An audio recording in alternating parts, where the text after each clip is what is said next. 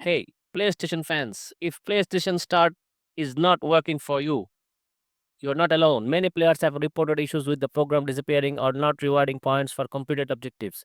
This is especially frustrating during Sony's Day of Play event when the people are buying games but can't use their points for purchases. If I've got you covered for this one. In this video, we'll go over why this is happening and what can you do to fix it. So, what's going on here?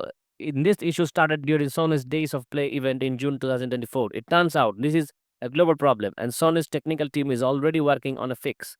Some users have reached out to PlayStation support. They have been sold out or told that the issue should be resolved within 24 hours. So, if that's true, you might just need to wait a little longer.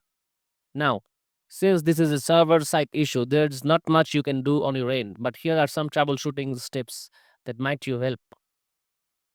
Re-log into your account. Log in or log out your PSN account and log back in.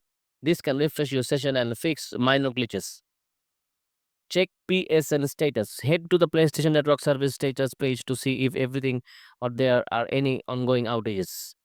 Restart the app. Sometimes simply closing and reopening the PlayStation app can fix the issue. If none of this work, you might just have to wait for Sony to roll out on a fix. Keep an eye on the official PlayStation support Twitter page for updates. And that's all for the quick guide. If this helped you out, drop a like and subscribe for more tech fixes. And before you go, you might want to check out the latest on Sony's new PSP3 portable gaming device. See you in the next one.